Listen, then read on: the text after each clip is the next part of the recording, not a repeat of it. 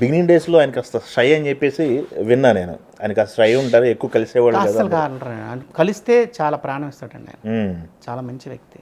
Okay. అంటే మేము దగ్గర బిగినింగ్ డేస్లో మేము చూసాం కాబట్టి. అవును అవును. ఆయన నేను చెప్పాను కదా, ఇంకొక సినిమా గురించి ఆ టైంలో ఆల్మోస్ట్ చిరంజీవి గారి సినిమాలు కానీ, నాగార్జున గారు, వెంకటేష్ బాబు సినిమాలు కానీ, ఆల్మోస్ట్ హీరోలు అందరి సినిమాలు నేను చేసేవాడిని. ఏ రోజు ఆ సినిమా ఎలాగుంది వెంకటేష్ అని అడిగేవాడు కాదు ఆయన. ఆయన సినిమా ఆయన లోకంలో ఉండేవారు. మీతో పాటు దగ్గరగా ఉన్న వ్యక్తి, మీతో ట్రావెల్ అయిన వ్యక్తి ఈరోజు పాలిటిక్స్లో ఉన్నారు. అది చూసినప్పుడే ఏమనిపిస్తుంది సార్ మీకు? ఎందుకంటే రిజర్వ్గా ఉన్న వ్యక్తి నాన్ రిజర్వ్డ్ పర్సన్ ఇప్పుడు ప్రపంచం అంతా మాట్లాడుకున్న వ్యక్తి అయ్యాడు కదా. లేదండి, ఆయన ఇప్పుడు అందరూ అంటే ఆయన ఏం మాట్లాడితే మాకు తెలుసు. ఆయన ముందు ఎలా ఉండేవారు అలాగే ఉన్నారు ఆయన. అట్లానే ఉన్నారు ఇప్పుడు కూడా? ఇప్పుడు ఆయన ఓపెన్గా ఉంటారు ఆయన. ఓకే. మేము కొంచెం డల్గా ఉంటే ఏంటి వెంకటేష్ ఆయన బాగా కష్టాలా, డబ్బులు కావాలా, ఇలా కూడా అడిగిన వ్యక్తి ఆయనే నన్ను. ఇంతవరకు ఇండస్ట్రీలో ఎవరైనా నన్ను అడగలే. ఓకే. కొంచెం డల్గా ఉన్నాం అనుకోండి, ఏంటి ఏదైనా ఇబ్బందులా అని అడుగుతాడు ఆయన. నన్నే కాదు మా అసిస్టెంట్ని కూడా అడిగేవాడు ఆయన. అంత ఓపెన్గా ఉండేవారు ఆయన.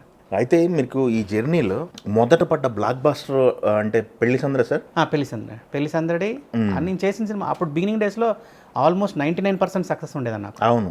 ముట్టుకున్న సినిమా అన్నీ హిట్లు అయ్యేవి. వెంకటేష్ బాబు సినిమాలు అన్నీ కలిసి ఉన్నారా, ప్రేమించుకున్నారా, బావగారు బాగున్నారా, గణేష్లు, అసలు ఏ సినిమా, స్వయంవరం, చిరునవ్వుతో. అవును. స్వయంవరం అయితే నేను కొత్త సినిమా బాగా బిజీగా ఉన్నాను అప్పుడు. వాళ్ళు శ్యామ్ గారు తర్వాత వేణు గారు వీళ్ళందరూ వచ్చారు. మీరు చెయ్యండి అంటే నేను ఎక్కువ అడిగాను కూడా డబ్బులు. అప్పుడు చేయలేమేమో అని, చేయలేమని చెప్పలేం కదా అని. అవును. ఇచ్చి చేయించుకున్నారు. అది కూడా అది పెద్ద హిట్ అయింది, చిరునవ్వుతో హిట్ అయింది. అవును. ఆ టైంలో అన్ని మ్యూజికల్ హిట్ కదా, పెద్ద హిట్, మ్యూజికల్ హిట్, సినిమా కూడా కౌంటర్లు అన్ని. ఆ టైంలో 90% సక్సెస్ ఉన్నాయి నాకు. ఆ ఇయర్లో బిగినింగ్ 93 నుంచి 2013-14 వరకు అసలు ఆర్డినరీ హిట్స్ కాదు. వెంకటేష్ బాబు గారి సినిమాలు, మేజర్ సినిమాలు నాకు తెలిసి బ్లాక్ బస్టర్ అని చెప్పుకోవాలి. రాజా సినిమా క్లైమాక్స్ లో కచ్చిపులు పంచారంటే థియేటర్లో ట్రెండ్లు కదా అవి. మంచి ట్రెండ్ సెక్టర్ సినిమా. ఆయన మాకు బాగా ఫ్యామిలీ బాగా క్లోజ్ అండి. అంటే మేము వాళ్ళ దగ్గర పుట్టి పెరిగాము. నాయుడు గారు వాళ్ళు లేకపోతే, రామరెడ్డి గారు లేకపోతే మేము లేము. సురేష్ బాబు గారు స్టూడియో టేకప్, సురేష్ బాబు గారు చూసుకునే వాళ్ళు. ఇప్పుడు అంతా బాగానే ఉంది.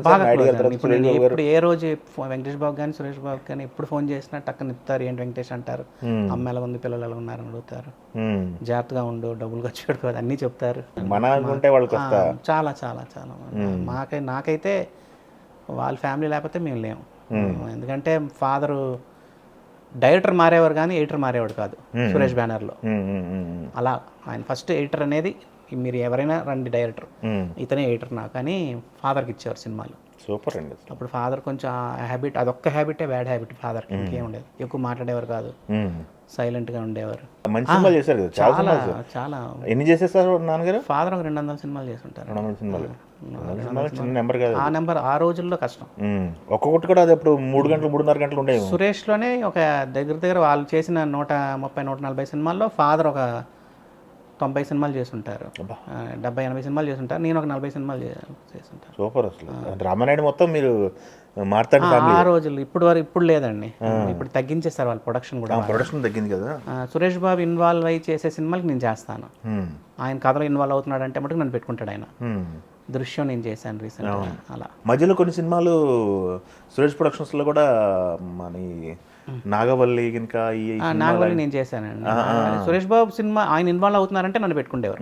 అయ్యి ఎప్పుడు జడ్జిమెంట్ ఏంటి పరిస్థితి, కాస్త రిజల్ట్ తేడా వచ్చింది కదా, అప్పుడు ఎలా ఉండేవాళ్ళు? అంటే రీమేక్లకి మేమేమి ఎక్కువ చెప్పలేమండి. రీమేక్లకి ఎందుకంటే ఆల్రెడీ వాళ్ళు చూసి కొన్న సినిమాకి మనం ఏం చెప్తాం. కాబట్టి అది మేము పెద్దగా ఆల్రెడీ ఒక దగ్గర ఆడిన సినిమాని మనం ఇది బాగాలేదు బాగుందని చెప్పలేము. అది చాలా తగ్గుతాం, మేము ఎక్కువ ఇన్వాల్వ్ అవ్వం. ఆల్రెడీ నచ్చి కొన్నారు, కొనిన దాన్ని మనం ఎందుకు హర్ట్ చేయడం అని ఉంటుంది లోపల. ఓకే.